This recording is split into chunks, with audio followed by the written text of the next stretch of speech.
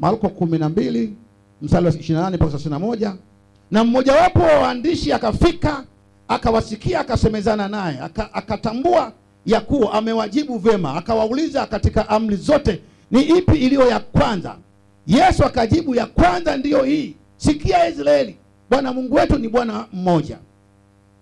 Ya 30, nawe mpende Bwana Mungu wako kwa moyo wako wote, na kwa roho yako yote, na kwa akili zako zote, na kwa nguvu zako zote.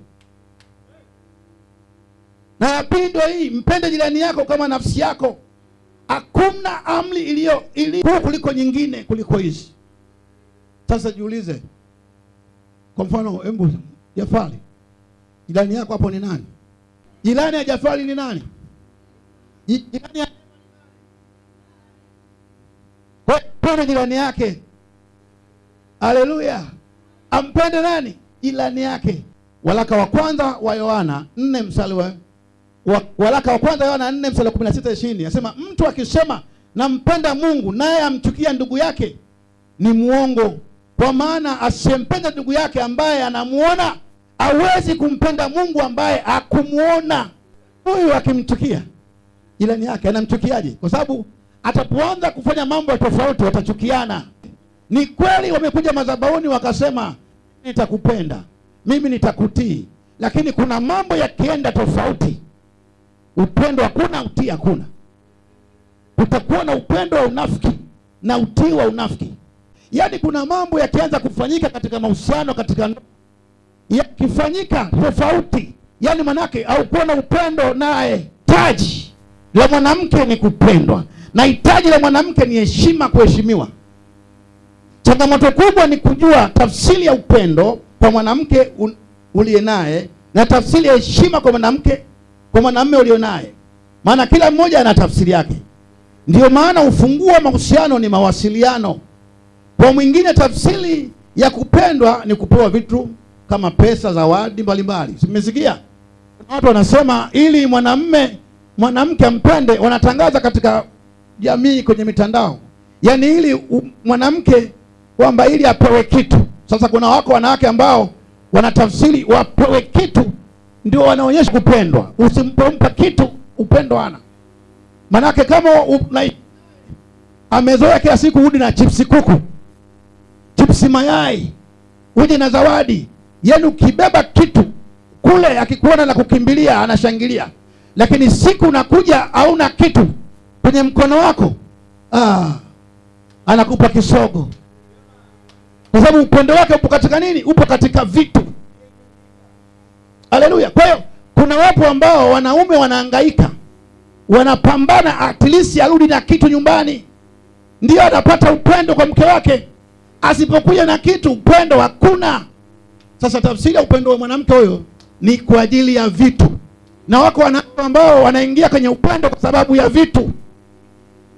Kwa sababu ameona ana magari, ana majumba, ana magorofa, au jui chanzo cha maisha yake, chanzo cha uchumi wake kapataje. Bwana Yesu asifiwe. Au jui gorofa. Unaona watu wana utajiri. Sikiliza, kila utajiri una masharti yake.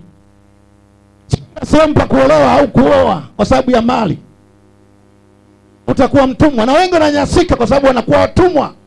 Ine kupendwa ni kusikilizwa, kupewa nafasi.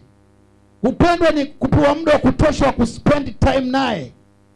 Kwa kuna wanawake wengine wanataka wasikilizwe, wapewe nafasi. Kuna wengine wanataka kupendwa manake kuwe na muda. Yaani mke wako anataka muangaliane kila muda, muwe wote.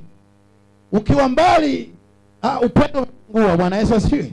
Yaani uwe naye hapa mnatazamana. Wenyewe wanasema ana mtiku mnageukana sura. Wanasema mpaka sura zinafanana.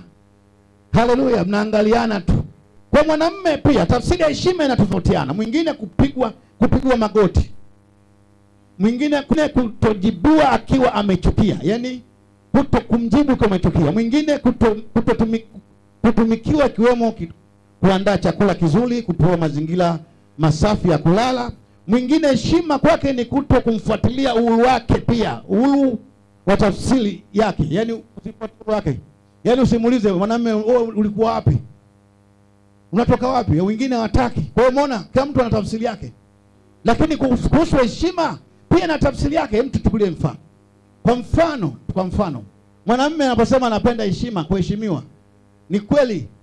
Inawezekana wewe mwanamke ukawa ndio unaingiza kipato kwenye familia yake kubwa, na unafanya mambo mengi kwenye familia, unanunua vitu, unanunua magari, unajenga nyumba.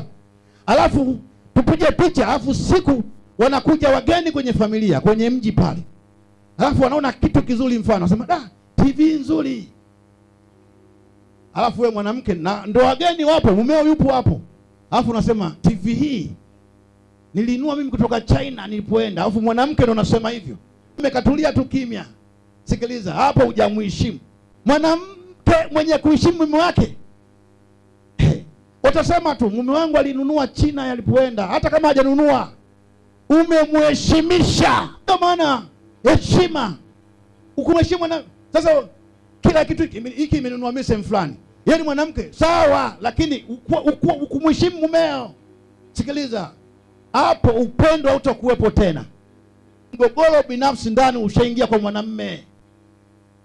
Hata kupenda utaishi naye, lakini mwenzio upendo ushaondoka. Lakini utaposema hata akufanya yeye ukasema alinunua mume wangu, yaani kila kitu kamweka mbele za watu, maana yake au kumvua nguo, umemheshimisha. Bwana Yesu asifiwe. Sikiliza, upendo utakuwa utadumu sana hapo, na atakupenda sana. Bwana Yesu asifiwe. Bwana Yesu asifiwe. Na kweli siku hizi akina mama wengi ni wajasiriamali na wanashika pesa. Kwa ni vitu ambavyo tuone kuwa makini. Bwana Yesu asifiwe. Ni kuwa makini kwamba hiyo heshima ya mwanamume inatakiwa vipi, na huyu mwanamke kumtii inatakiwa vipi.